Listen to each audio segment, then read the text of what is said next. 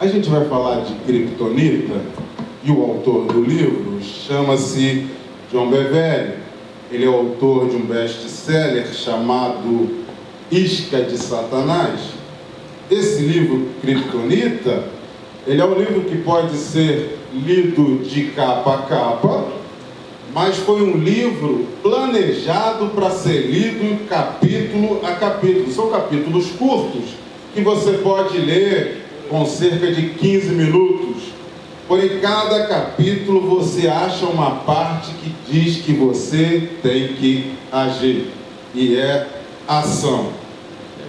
Kryptonita te faz lembrar de Super-Homem, Supergirl, Superboy, mas como destruir aquilo que rouba a sua força? Como identificar aquilo que tem tirado a sua força? Eles procuraram algum erro em Paulo e acharam que Paulo falava de um defunto muito corajoso. E aí eu te pergunto, o que tem te parado? O que tem travado ou impedido, que você vá à frente? O autor, ele comenta no capítulo que houve um problema com o celular e ele se permitiu, como técnico, tentar resolver. Um problema no SO, Sistema Operacional. Para quem não conhece de tecnologia, não faz ideia do que é Sistema Operacional. Só para que a gente tenha um pouquinho de entendimento, para a gente falar desse contexto, Sistema Operacional é o Windows, para quem tem computador, Linux, Windows Mobile, para alguns Android. Então, ele identificou que havia um problema no seu celular. Mas ele, por conta própria, tentou resolver. Às vezes, o meu aplicativo de mensagem trava e eu não consigo enviar mensagem. E ele, nesse contexto, disse que seu filho tinha viajado para ministrar a palavra em outro país e ele queria, por dificuldade, tentar mandar uma mensagem de texto para o seu filho, mas o aplicativo de mensagem de texto não funcionava. Eu acho que ele tinha recebido muitos arquivos como nós, e aí nós tentamos mandar e o arquivo não funciona. O contexto diz que ele perdeu pelo menos 4 horas tentando mandar a mensagem e não conseguia enviar a mensagem de texto ao qual ele se predispôs a enviar. O que ele pensou nesse contexto? Preciso procurar um especialista que me ajude nessa dificuldade. Então ele tomou a decisão de uma loja onde havia um especialista que podia cuidar do seu aparelho, que em 15 minutos identificou qual era o problema do aparelho. E depois de 2 horas mais ou menos, ele já estava com o aparelho em bom estado nas mãos para poder enviar mensagem. E assim ele conseguiu. E aí eu te faço uma pergunta, analisando aí 30, 40, 50 anos atrás, como nós somos dependentes de um smartphone. Consegue ficar 24 horas sem usar o seu smartphone? A irmã Paula disse que consegue. Consegue ficar 24 horas sem usar? Doutor, você consegue ficar 24 horas sem usar o smartphone? Não, o doutor disse que não consegue. Então hoje nós somos dependentes de um aplicativo de texto. Você imagina 30 anos atrás você ficar 4 horas olhando para um aparelho para tentar enviar uma mensagem? Há 30 anos atrás nós teríamos conseguido ou procurado outro recurso para tentar executar essa mesma atividade. E ele se viu preso a isso. Daí a juventude conseguir viver sem esse aplicativo hoje, você acha, Se você pergunta para um jovem hoje que celular é recente e o computador é de 80 para cá, o ENIAC, IBM de 84 para cá, que a gente passou a ter o PC, e aí eles dizem assim, como é que vocês conseguem viver sem isso, Como é que vocês conseguem viver sem isso? E aí o contexto ele vai à frente. Se não soubermos o nosso potencial, se a gente não consegue entender como ele sabia que o aplicativo dele e o celular novo, moderno, ao qual ele usava, tinha um potencial a mais, ele foi buscar um especialista para poder usar o recurso. Por quê?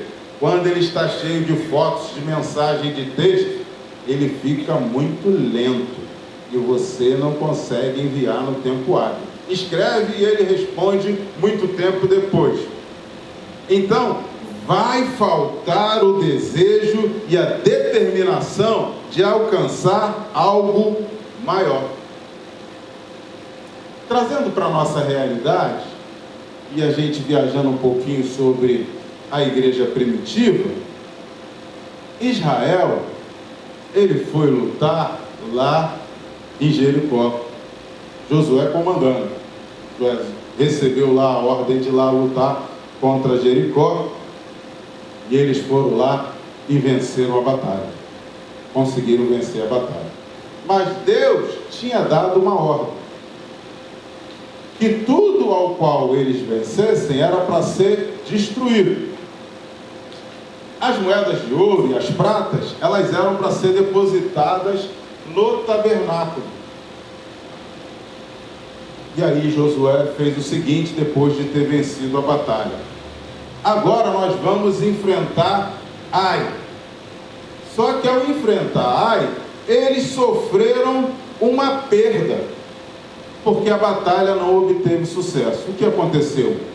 Um dos membros do corpo, que foi Acã, se apoderou de uma capa e de alguns recursos que Deus já tinha dado ordem que não era para se apoderar. Como nós somos parte do corpo, quando um membro sofre, todo o corpo padece. Se cortar um dedinho, todo o corpo sente dor. Se for um calo no dedo mindinho, a gente só dá topada ali naquele dedinho, e todo o corpo padece. O que houve? Acã desobedeceu a ordem e foi lá e se apoderou de algo que não era para ter pego. Então o que aconteceu? Quando o povo de Israel foi enfrentar Ai, muita gente morreu. E aí Josué não entendeu. Josué, que era o líder, não entendeu e se prostrou aos pés do Senhor e reclamou: Senhor, como é que tu pôde permitir que isso acontecesse com o povo? Nós te prostramos, nós te adoramos, nós nos rendemos a teus pés, nós obedecemos as tuas ordens, e o Senhor permitiu que muitos morressem durante essa batalha. E aí ele foi orar para saber o que estava errado com aquele povo. E o Senhor, além de revelar o que aconteceu, revelou quem dos membros ou quem daquele corpo tinha desobedecido. Então o Senhor foi e revelou que Acã tinha se apoderado de algo que não era para ter pego. E Acã tinha desobedecido às ordens do Senhor. Então, perante ao povo, o pastor falou que naquele tempo, o pastor Gustavo na parte da manhã era muito violento, né? O que o povo fez? Ao identificar que por causa de Acã todo o povo padeceu, eles apedrejaram Acã e toda a sua família. A partir daquele momento que eles devolveram para o tabernáculo tudo aquilo que Acã tinha pego, a família foi apedrejada. E o Senhor abençoou toda aquela comunidade após reconhecer o que tinha ali de errado. Depois que no individual foi tratado, toda uma comunidade foi abençoada. Então o que a gente entende disso? Que, como o pastor comentou de manhã, o pastor Gustavo, né, a pregação tem sido contínua. Nós no individual precisamos nos consagrar. Porque a palavra dita de manhã, né, que nós pastores, né, estudamos mais, buscamos mais, mas o contexto e a Bíblia diz que todo o corpo, todo membro do corpo é corresponsável. Então, tudo que acontece na igreja do Botafogo reflete em cada um dos membros. Se um padece, todos nós iremos padecer como comunidade. E aí, depois disso, o Senhor abençoou a Josué. E Josué novamente mandou que fosse enfrentar Ai. E aí, desta forma, depois que eles reconheceram o que estava de errado, eles foram bem-sucedidos na batalha. E muitas vezes, não com um olhar crítico, nós precisamos nos confrontar com aquela criptonita que tem nos impedido de ir à frente. Ou aquela criptonita que muitas vezes escondida, né, que no contexto, no cenário dos filmes, dos desenhos, ela sempre vem de uma forma escondida, ela traz dificuldade e nos faz e nos impede, né, de ir à frente. Depois disso, o Senhor abençoou Israel e novamente foi lutar com Ai, e dessa vez o Senhor abençoou e saíram vencedores. Se a gente analisar o contexto de Paulo, que foi o nosso primeiro texto referente à igreja de Corinto, a igreja de Corinto sofreu diversas criptonitas espirituais. A igreja no contexto primitivo, né? Fraquezas, doenças irreversíveis e também algumas mortes prematuras. Pessoas que têm capacidade de ir à frente, mas não reconhecem qual é a sua capacidade. E aí trabalha no limitado. Eles sabiam bem do potencial que cada um tinha, porém o povo estava cego. Nós vamos fazer um trabalho num contexto de voluntariado, entendendo que nós teremos que usar aquele versículo: Senhor, eis-me aqui, eis-me aqui, eis-me aqui, envia-me a mim. Essa deve ser a nossa tarefa individual, para que todo o corpo, no conjunto, receba em unidade. Algumas preferências pessoais, segundo o autor, nos impede de ir à frente. Porque nós, quando chegamos no Y da escolha, nós escolhemos a nossa própria vontade. E aí eu te pergunto, na comunidade a qual você faz parte, qual tem sido a motivação que te permite fazer parte do corpo? Qual é a motivação que tem te permitido fazer parte do corpo? A nossa preocupação, e a gente vai ver isso no contexto à frente, é de sair, evangelizar. Eu não sei se você sabe o nome do moço e da moça que vende caldo de cana todo domingo. Eu não sei se você sabe o nome do pipoqueiro que está na praça todo domingo. Eu não sei se você sabe o nome do frentistas e dos gerentes que trabalham aqui no posto Shell. Eu não sei se você sabe o nome do zelador que trabalha aqui no condomínio ao lado. Mas quando a manifestação de Deus, ela age em todo, eles vão ter curiosidade de saber o que tem lá naquela igreja. Então, não vai se fazer necessário eu sair para evangelizar. A unidade daquele povo é tamanha que lá há cura, lá há poder, lá há libertação, lá tem algo diferente. Nós precisamos ir lá para conhecer. Para isso, nós precisamos tratar o nosso individual, para que a manifestação alcance Botafogo, que alcance o Rio de Janeiro, que alcance o Estado, que alcance o país, que as pessoas tenham curiosidade e queiram estar aqui, porque aqui é o povo escolhido. Aqui tem o povo, como o pastor falou de manhã, que lê a Bíblia.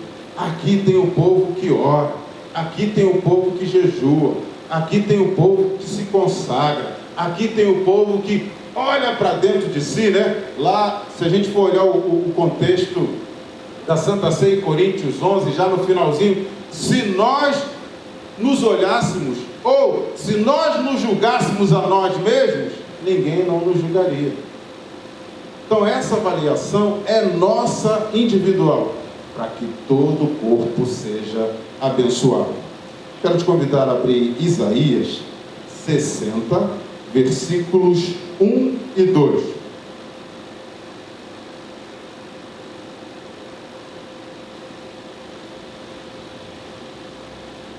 Enquanto você abre, né? Ao invés da gente pensar em comunidade, eu vou te levar, nós vamos agora a falar do nosso individual. Qual tem sido a nossa dificuldade individualmente de alcançar o nosso potencial? Tudo aquilo que nós temos capacidade para poder o Evangelho ir à frente. Isaías 60, versículos 1 e 2.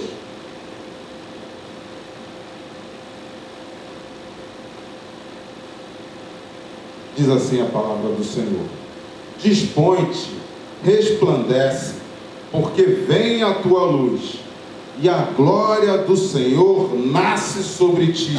Porque eis que as trevas cobrem a terra, e a escuridão os povos, mas sobre ti aparece o resplendente o Senhor, e a sua glória se vê sobre si. Então, a luz do Senhor, ela já está sobre você. A luz do Senhor já está sobre você.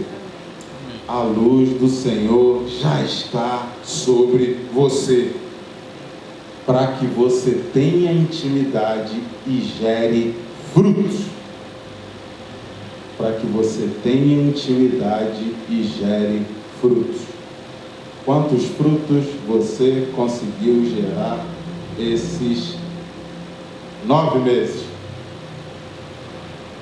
Quantos frutos você conseguiu gerar esses 9 meses?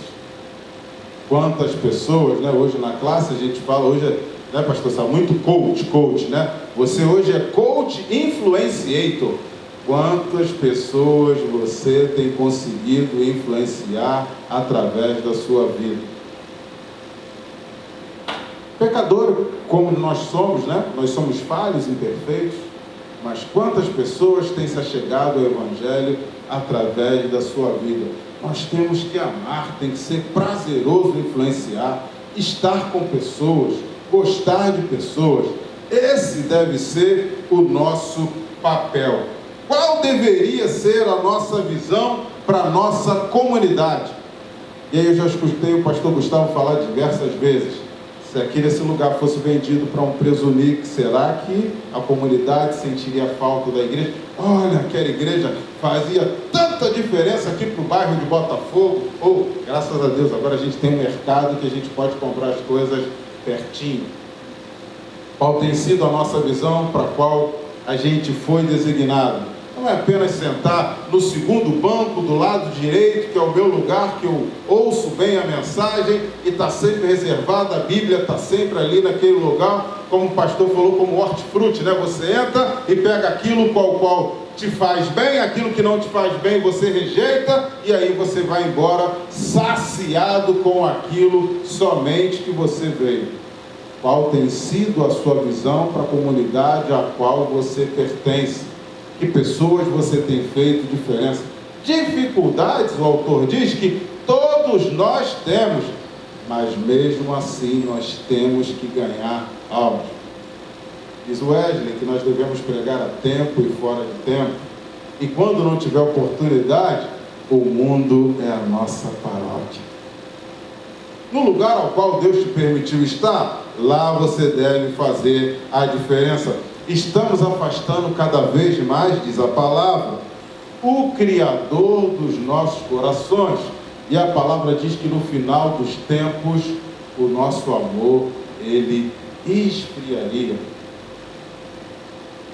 Não temos mais prazer de levantar a mão, de glorificar, saltar. Eu me permiti ir ao jogo ontem no Maracanã. Oh, pessoal, pule da glória.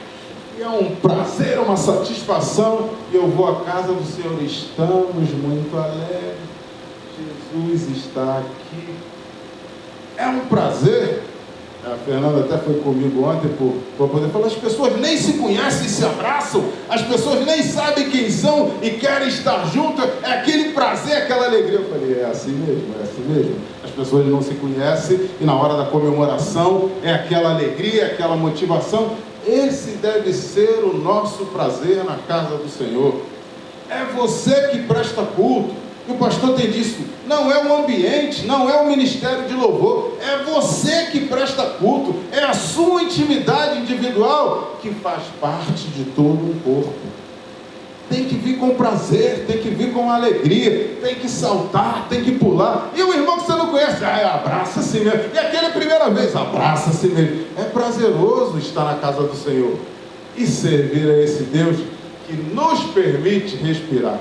Nós nem percebemos essa maravilha, mas Ele tem nos dado o fôlego de vida todos os dias. E temos que ter prazer de estar na casa do Senhor. Não há outro prazer que não seja estar na casa do Senhor. Eu não estou falando de ateus, não estou falando de agnósticos, também não estou falando de outras seitas. Estou falando de um povo que se diz cristão. É o povo que se diz cristão, é o povo que se diz certo, é o povo que se diz que está no caminho. Qual é a diferença que você tem sido para a sua comunidade, para o seu prédio, no seu elevador, no seu porteiro, com o seu vizinho, no seu trabalho, na sua escola, nas suas atividades? Um quarto escuro. Quando você acende uma luz, o que acontece? Tudo brilha. Irmã Lúcia? Acendeu a luz? Tudo brilha. Essa deve ser a reação do povo quando você chega. Quando você chega no ambiente, toda a escuridão tem que ir embora. Emilúcio chegou, toda a escuridão tem que ir embora. Saulo chegou, toda escuridão tem que ir embora. Pastor Sábio chegou, toda escuridão tem que ir embora. Onde nós chegamos, tem que haver luz, porque a luz do Senhor, diz a palavra em Isaías, já está sobre nós. Ela não vai chegar não, ela já está sobre nós. Neste tempo, Isaías declara que crentes autênticos, eles vão se destacar. Então, se você busca verdadeiramente, se você se prostra na presença do Senhor, se você busca, se você dedica tempo com intimidade com Deus, claro, cumprindo os seus afazeres, você vai se destacar. Porque a luz do Senhor, ela vai estar sobre você.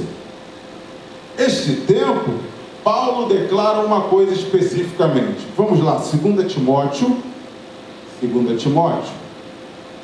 capítulo 4.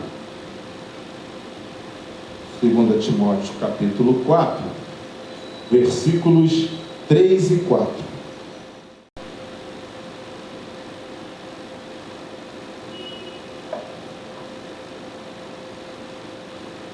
Diz assim a palavra do Senhor: pois haverá um tempo que não suportarão a sã doutrina, pelo contrário, cercar-se-ão de mestres, segundo as suas próprias cobiças, como que sentindo coceira nos ouvidos, e se recusarão a dar ouvidos à verdade, entregando-se às fábulas. Então, o contexto da palavra diz que vai chegar determinado momento que a gente não vai querer ouvir mais. Eu já sei disso, não precisa pregar. Eu já conheço a palavra, vai pegar sobre... isso daí eu já sei. Então vai chegar o tempo, diz Paulo, que as pessoas vão querer ouvir o seu próprio entendimento. Já não querem mais ser confrontadas. As palavras têm que ser palavras de amor.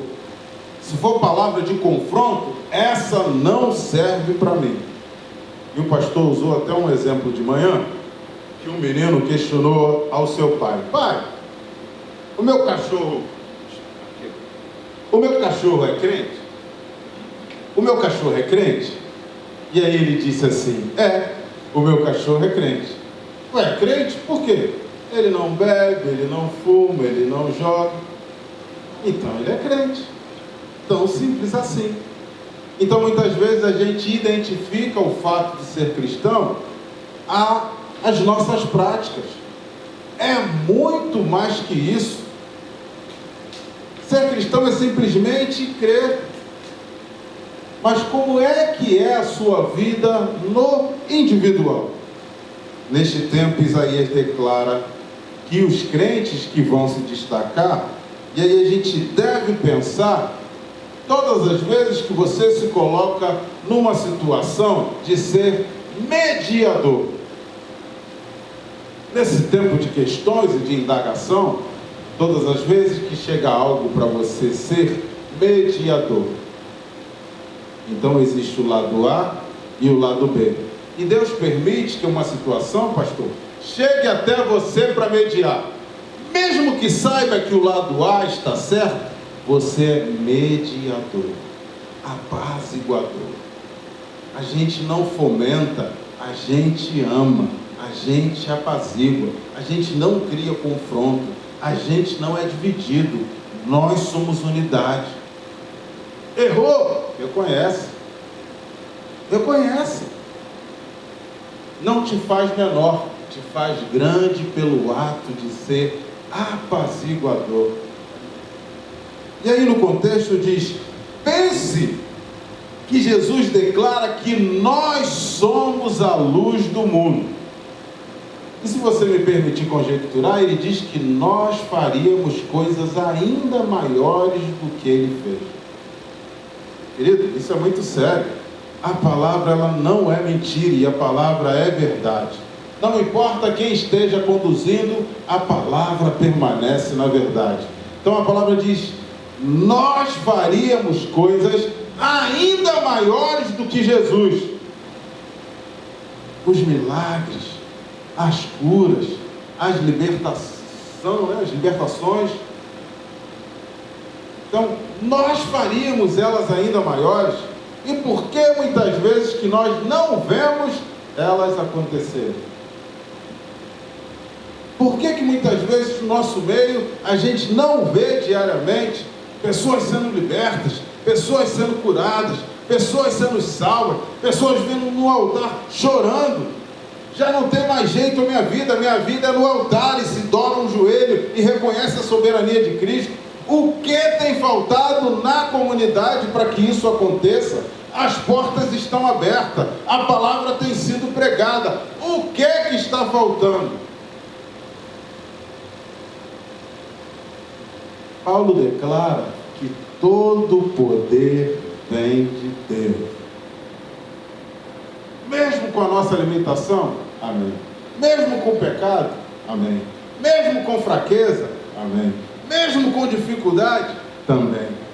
Todo o poder vem de Deus. É por isso que nós somos considerados fracos e imperfeitos, para que o poder se aperfeiçoe na nossa fraqueza.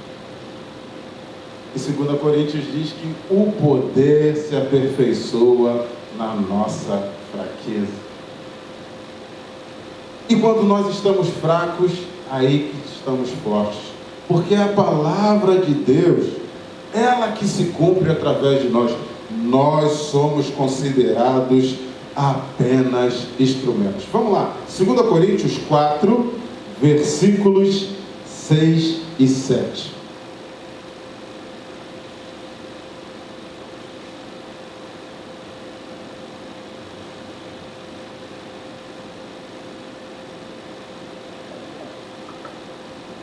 Segunda Coríntios 4, versículos 6 e 7.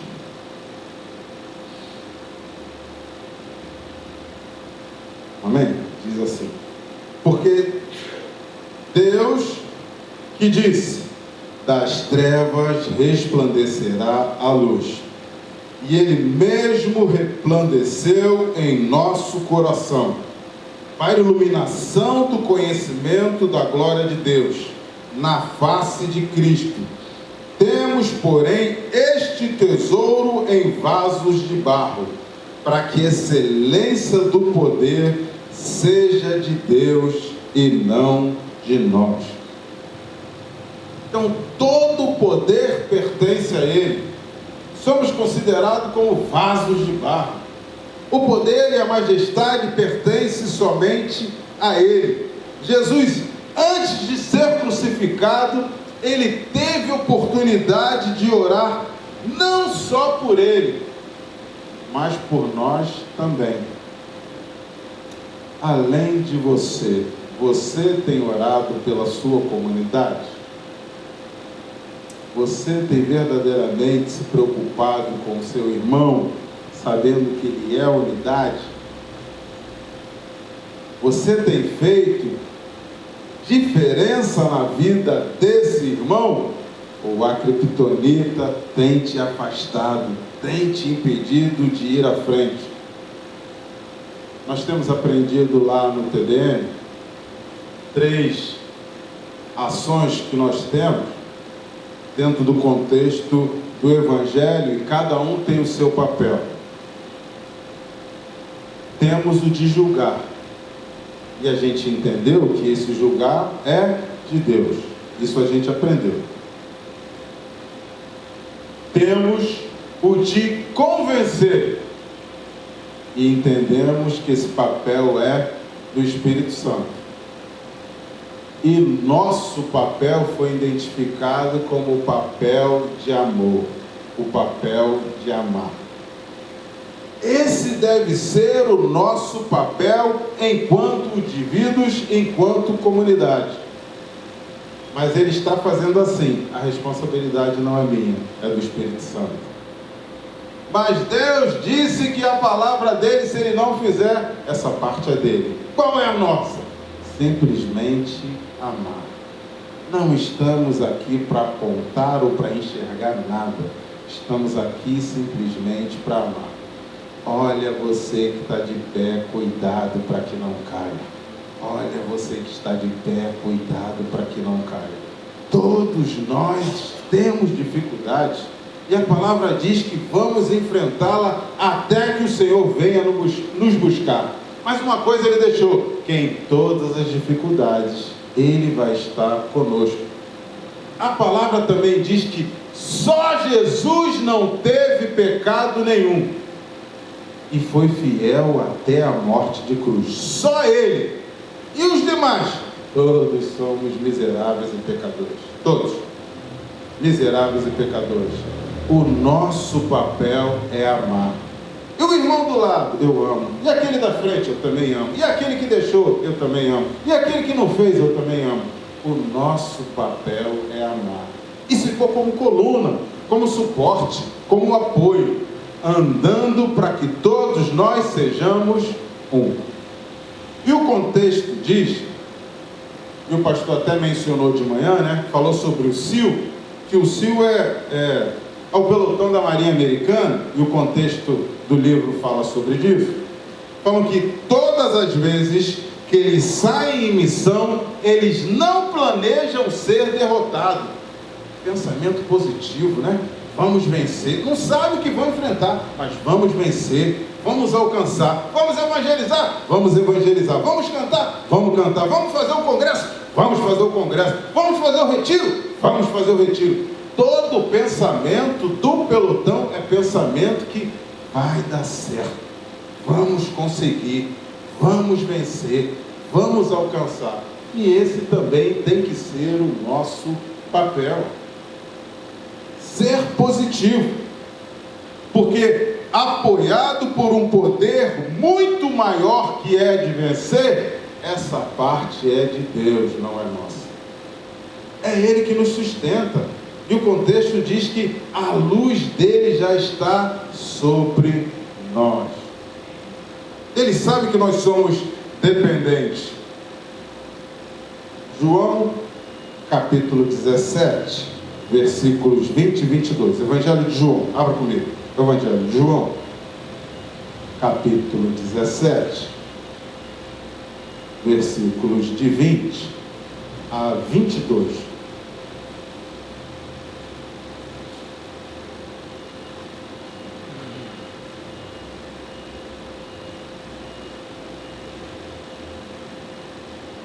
E aí ele diz assim: não rogo somente por estes, mas também por aqueles que vierem a crer em mim, por intermédio da sua palavra, a fim de que todos sejam um, e como és tu, ó Pai, em mim e eu em ti, também sejam eles em nós, para que o mundo creia que tu me enviaste. Eu lhes tenho transmitido a glória que me tens dado, para que sejam um, como nós o somos. O Evangelho de João retrata que nós temos que ser um só corpo. Nós temos que ser uma só igreja. Nós temos que ser um só sentido. Nós temos que ser uma só vontade. Mas o contexto leva a dizer que Paulo ele roga pela unidade da fé, esforçando-vos diligentemente por preservar a unidade do Espírito e o vínculo da fé. Deus, ele fala dos dons, uns para apóstolos, outros profetas, outros evangelistas, um pastor, outro mestre. E você, qual é o seu dom?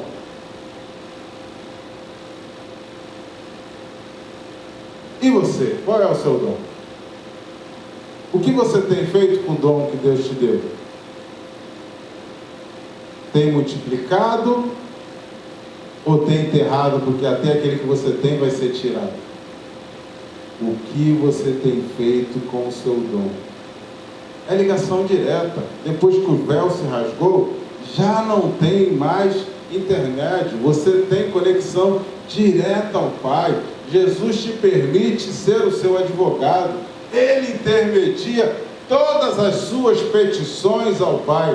Ele é fiel e permanece na minha e na sua vida. Depois de falar dos dons, Deus particularmente trata com cada um de nós. Ele nos conhece no nosso individual.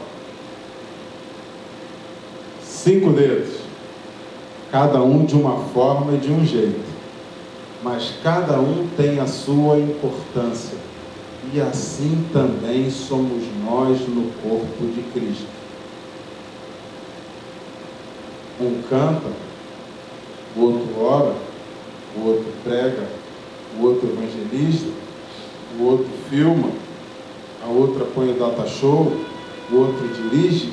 Cada um de nós tem o seu papel fundamental ao qual Deus designou, e todos eles são importantes.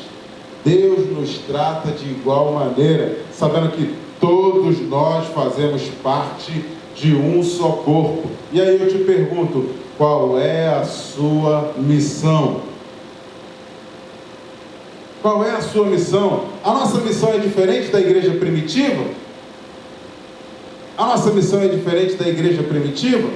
Então, por que é que ela, em alguns momentos, se distancia e a criptonita espiritual,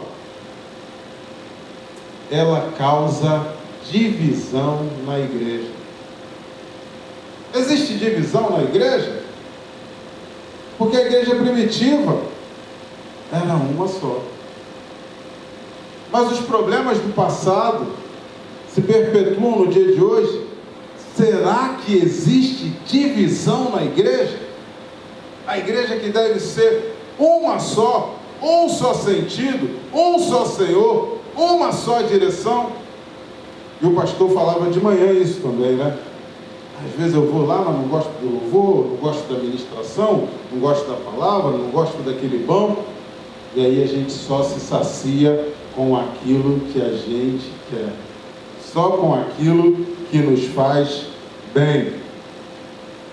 E aí eu te faço uma pergunta: o que tem te impedido de ser só um? O que tem te impedido de fazer parte do corpo? Isso não é nada diferente lá com a história de Acã, né? Acã desobedeceu e todo o povo sofreu pela desobediência de Acã.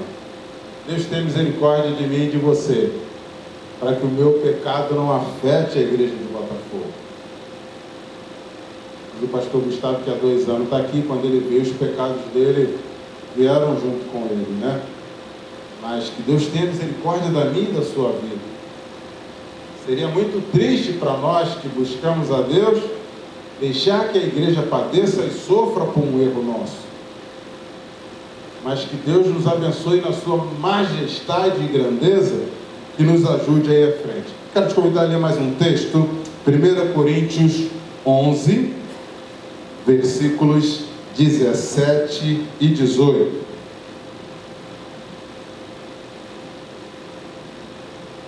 1 Coríntios 11, versículos 17 e 18.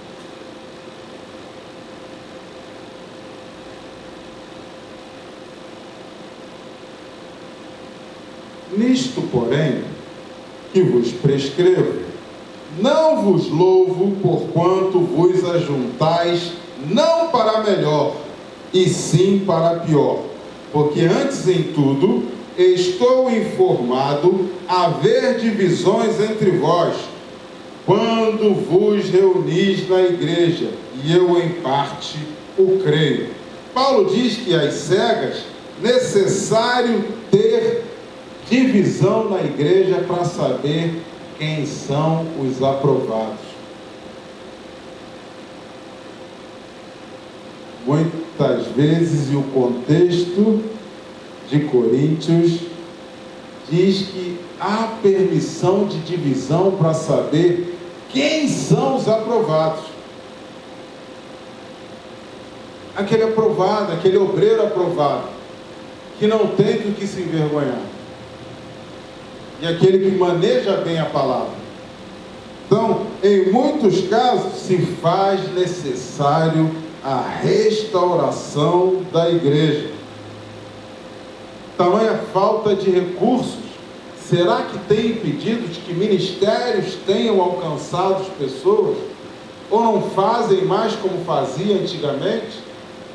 Vamos ver o que o texto de Atos, capítulo 3, 20 e 21 nos diz. Atos, capítulo 3. Hoje nós estamos estudando a Bíblia, né? Atos 3, versículos 20 e 21.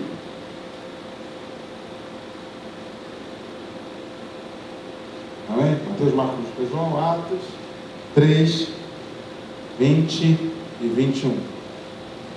Diz assim a palavra: a fim de que da presença do Senhor venha tempos de refrigério, e envie Ele, Cristo, que já foi designado, Jesus, ao qual é necessário que o céu receba, até aos tempos da restauração de todas as coisas, de que Deus falou por boca dos teus santos profetas desde a antiguidade.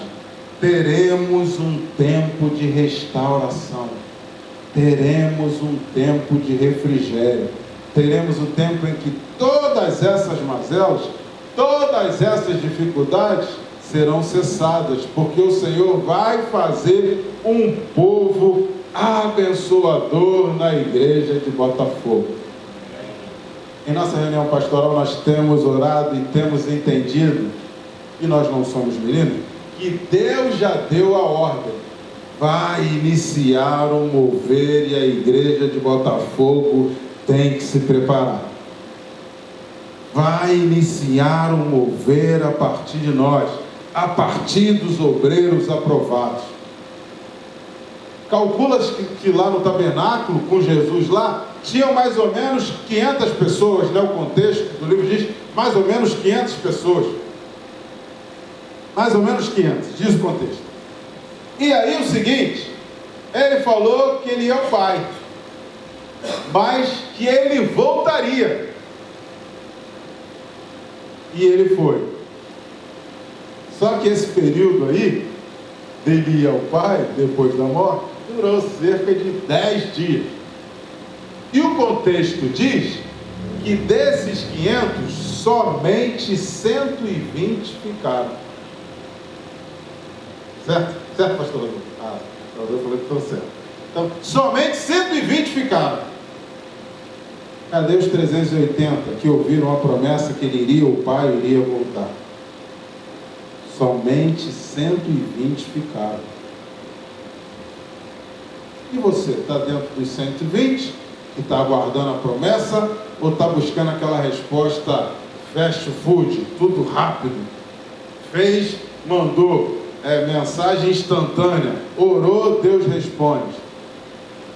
Eles não aguardaram ao Deus da promessa. Você imagina, vivendo lá com ele, tiveram a dificuldade de não esperar. Imagine nós 2018 anos depois. Imagine nós 2018 anos depois. Então a promessa, ela já foi determinada sobre a nossa vida. E o Senhor diz que Ele vai entregar. E ela vai ser cumprida. E que eu e você sejamos esses 120 que se colocamos na posição para influenciar pessoas a partir de nós, né? A igreja está aqui há 16 anos. E o Senhor já deu a ordem. Já deu a ordem. O mover tem acontecido. É impossível que você não tenha sentido as ministrações, os louvores. Deus tem falado. O mover dele tem tocado. E é impossível não perceber a ação de Deus. Porque pessoas vão passar a vir buscar e saber sobre esse Deus. E aí eu quero te permitir ainda abrir em Ageu, para a gente finalizar. Foi um questionamento de Ageu, Ageu capítulo 2, versículo 3. Lá no finalzinho, né? Ageu, Zacarias, Malaquias, lá no finalzinho do Velho Testamento. Ageu 2, 3. Ageu 2, 3 diz assim: quem dentre vós que tenha sobrevivido contemplou esta casa na sua primeira glória? E como vedes agora, não é ela como nada aos olhos como nada aos vossos olhos. A glória da segunda será bem maior do que a da primeira. E a promessa, ela vai se cumprir. E vai precisar de voluntários como eu e você para alcançar pessoas que só você sabe. O meio ao qual você vive, o ambiente ao qual você trabalha, o local que você mora. As pessoas precisam ser alcançadas por você. Esse ambiente a qual o Senhor te colocou, é lá que você vai fazer diferença. As pessoas vão querer ver quem é esse Deus dessa pessoa, quem é esse Deus desse irmão, quem é esse Deus dessa irmã. Eu quero reconhecer.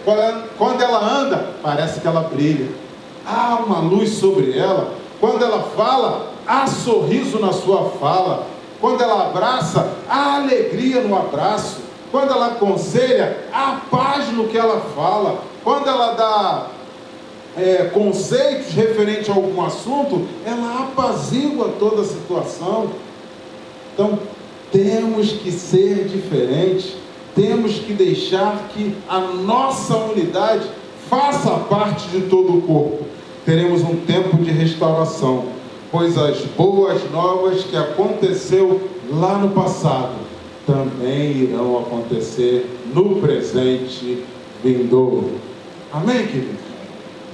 Quero te convidar a se colocar de pé.